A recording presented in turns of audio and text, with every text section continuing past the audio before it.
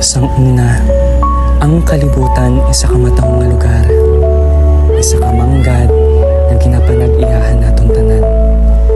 Pero ang pag-uswag sang teknolohiya kag industrialisasyon, upod sang aton kapabayaan bilang mga tao, amat-amat nga naguba sang aton dunang manggad.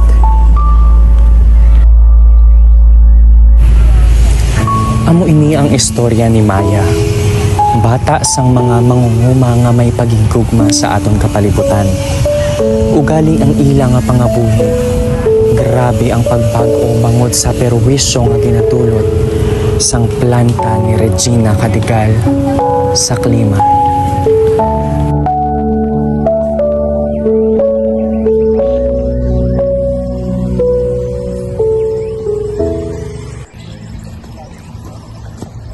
Nay! Tay! Tama na nadanay nga obra. Manyaga taanay. Pimainit na.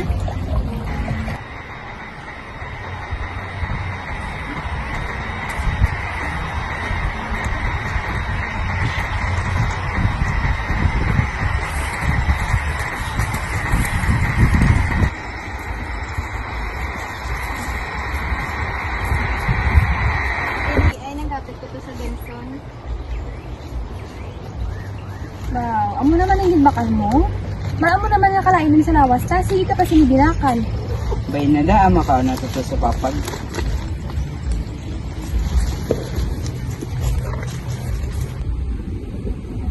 Ay, kahilid daw, sa dati nga kabugnawan dito sa bukid. Alam mo dati na, dito sa bukid, ang mga amo ni oras, pero tinabiya kabugnaw. Pero tungkol sa planta nga na, ipirte na kainit. Ambot kano pa yung mga sa atong gobyerno? Umpisa lang nga nag-operate ina nga planta. Grabe na kainit. Naglain ang klima. Isinong gantos, kita nga pang muluyo. Gani manay, nakita ko man ang pangabudlan niyo ni tatay. Tani, ma-action na sa barangay. Unay, tay, ano nagali oras, mabalik na ko sa eskulahan. Sige na, paghalo ikaw ha. Yung mabalik na kami nila. Tay. Sige dahil pagalang ikaw.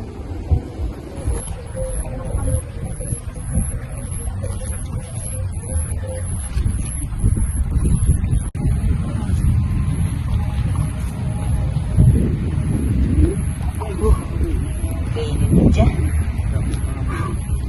Kainit. Pauwi ko na pala.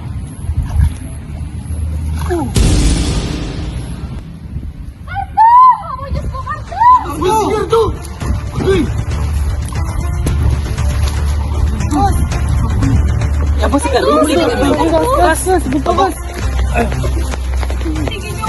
Sinarding may motor dala niya na sa ospital.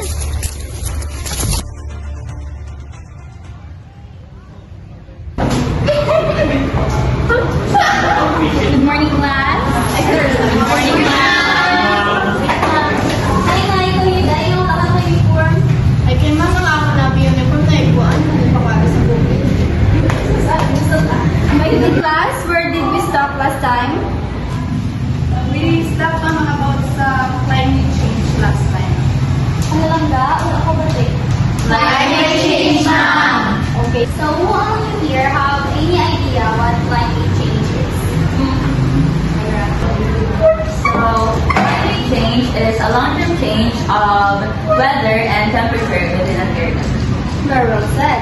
Kung sa atin pa, ang climate change is yung abnormal change sa ating climate. Kita man sinanggapos ng human, for example, sa ating actions, which is the burning plastics that contained our ozone layers.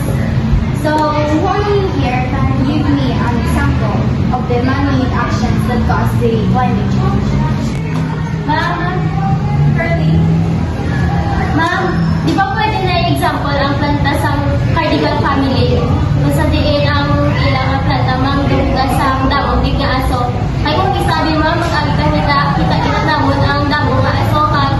Di ba the cause na sa effect sa aton nga zone layer ma'am? Kagamo na ka-change sa aton nga weather tungod sa grakman nga reason. Yes, very good. Pero hindi lang sa planta lang mismo ga-focus ang effect sa atong climate change. For example, sa gamay lang nato nga nahimo. Inang mas sunod-sunod lang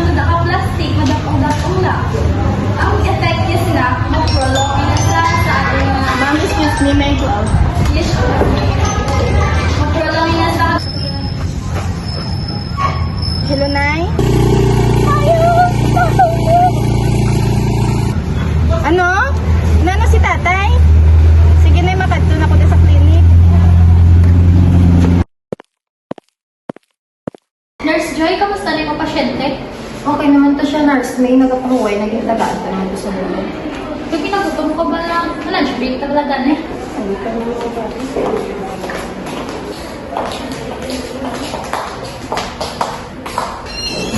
Muli ka, nurse. Wala na, sir! Nalipong sa sobrang init, Nurse, balik ka na eh!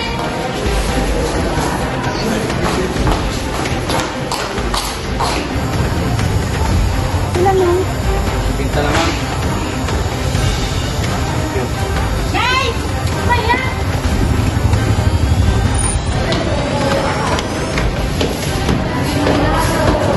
Oh, no, kamusta ako tanang namin po? Nanay, si tatay. Ang pasyente na sa roommate mo. Mrs., hindi mo na kailangan magkabalakang. Okay lang i-mister. Naka-experience na sa ginatawag ng mild stroke tungod sa kainutan sa panahon. Pero okay na siya. Ginahimo na tanan sa atong mga nurses ang ila makaya. Salamat po, Dok. Please excuse me.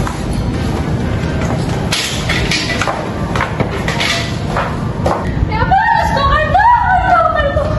Do, kamusta ang bata ko? Okay na sa mami, di ka na magkabalakan, hindi na lang magpahuway. Dok! Nay, kailangan tanagid niya i-report sa barangay ang kasalatabo. Tungod gid niya sa planta.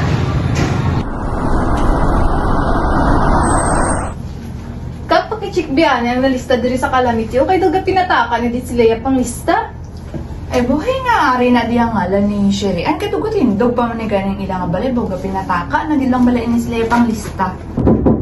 Sulod lang. Kapal mga Kap, reklamo ko tanay ang planta ni Kadigal. Kaya umpisa lang nga nag-operate ali sa ating mga barangay. Grabe na ganyan kainiton. Akong subong nga ba, no? Ato sa ospital, kalalipong kung tamaan kainit. Mga iotan ay bulig si mo, Kap, anong pwede ta na himuon man?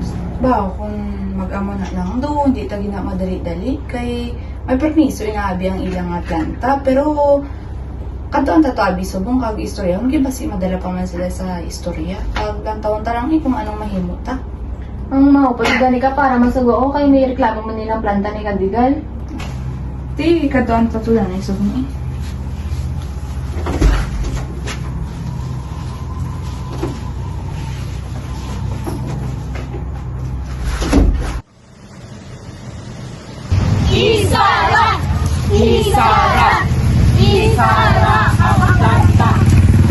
Ma'am, good morning. Yes? Good morning. Ay, may mga sales ka subukan na.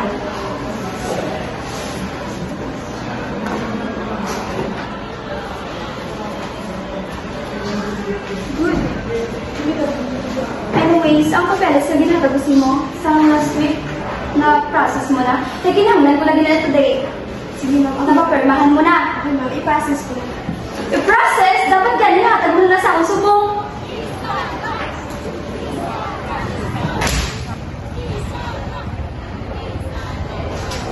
Wala ko kagabod, how? Lang tawa tumidalan sa gwa ko lang itong mag-renewal dito. Okay, ma'am.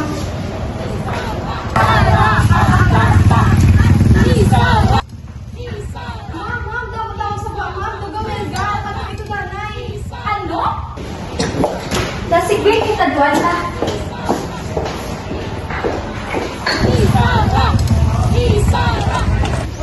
Bilang opisyalis ng barangay, ma'am, kami na ang nagapakitloy sa inyo. Ipasira na ini ang inyong nga planta.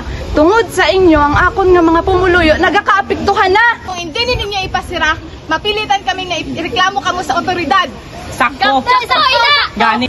Ano nga ginahambal nyo nga ipasara? Ano nga ireklamo? Nga legal niya ang amon na operasyon diri. May permit kami ya. Stephanie, dala din permit? Ay, ma'am, permit. Kita nyo ne? Legal niya ang amon na operasyon kay may permit kami nga ginawyatan. Ako na mismo ang kapakitloy sa inyo. Mismo kung abana na ospital tungkol sa operasyon sa planta nyo. Isara ang planta! Sino ka mo para magwilga diri?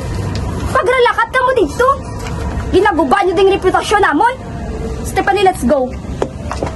Ginkonsensya si Regina bangod na batyagan niya man ang mga pagbago sang ila lugar sa nag-umpisa ang operasyon sang iya planta.